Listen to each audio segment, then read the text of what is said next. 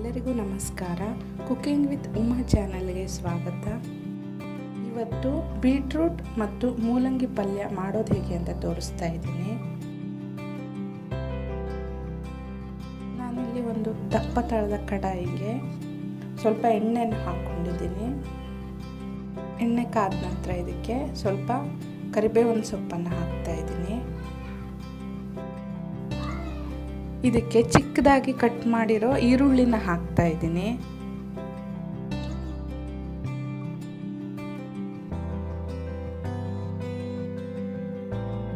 ಇದಕ್ಕೆ ಸ್ವಲ್ಪ ಉಪ್ಪನ್ನು ಸೇರಿಸ್ತಾ ಇದ್ದೀನಿ.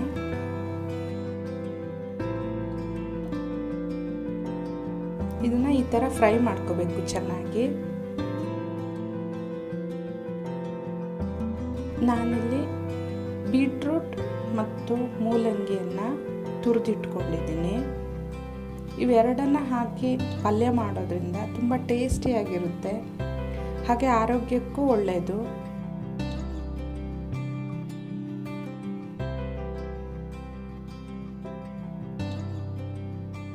ಇದನ್ನು ಒಂದ್ಸಲಿ ಈ ಥರ ಚೆನ್ನಾಗಿ ಮಿಕ್ಸ್ ಮಾಡ್ಕೋಬೇಕು.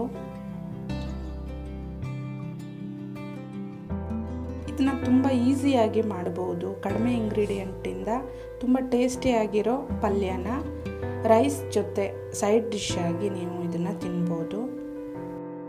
ಇದಕ್ಕೆ ನೀರನ್ನು ಆ್ಯಡ್ ಮಾಡ್ತಾ ಇದ್ದೀನಿ. ನಾನಿಲ್ಲಿ 1 ಗ್ಲಾಸ್ ನೀರನ್ನು ಹಾಕ್ತಾ ಇದ್ದೀನಿ. ಇದು ಮುಳುಗುವಷ್ಟು ನೀರನ್ನು ಹಾಕ್ಕೊಂಡ್ರೆ ಸಾಕಾಗುತ್ತೆ. ಇದನ್ನು ಮುಚ್ಚಿ ಬೇಯಿಸ್ಕೋಬೇಕು.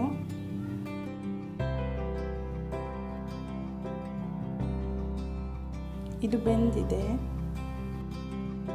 ಅರಿಶಿಣ ಪುಡಿ 1/4 ಟೀ ಸ್ಪೂನ್ ಹಾಕ್ತಾ ಇದ್ದೀನಿ. ಹಾಗೆ ಧನಿಯಾ ಪುಡಿ 3/4 ಟೀ ಸ್ಪೂನ್ ಹಾಕ್ತಾ ಇದ್ದೀನಿ. ಖಾರಕ್ಕೆ ನೀವು ನೋಡ್ಕೊಂಡು ಹಾಕ್ಕೋಬೋದು. ನಾನಿಲ್ಲಿ 1 ಟೀ ಸ್ಪೂನ್ ಖಾರ ಪುಡಿನ ಹಾಕ್ತಾ ಇದ್ದೀನಿ. ಹಾಗೆ ಜೀರಿಗೆ ಪುಡಿ 1/4 ಟೀ ಸ್ಪೂನ್ ಹಾಕ್ತಾ ಇದ್ದೀನಿ. ಇವೆಲ್ಲವನ್ನು ಚೆನ್ನಾಗಿ ಫ್ರೈ ಮಾಡ್ಕೋಬೇಕು.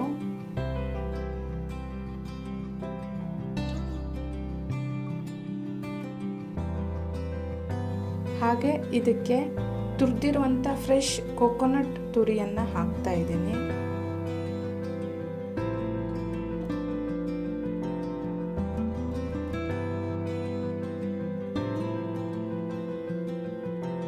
ಇದನ್ನು ಕೂಡ ಚೆನ್ನಾಗಿ ಈ ಥರ ಮಿಕ್ಸ್ ಮಾಡ್ಕೋಬೇಕು. ಲಾಸ್ಟಲ್ಲಿ ಕೊಬ್ಬರಿ ತುರಿ ಹಾಕೋದ್ರಿಂದ ಟೇಸ್ಟ್ ಇನ್ನೂ ಚೆನ್ನಾಗಿರುತ್ತೆ.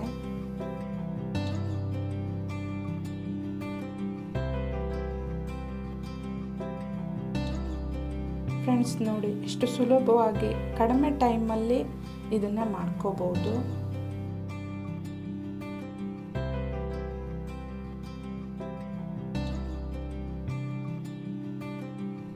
ಈಗ ಬೀಟ್ರೂಟ್ ಮೂಲಂಗಿ ಪಲ್ಯ ರೆಡಿಯಾಗಿದೆ.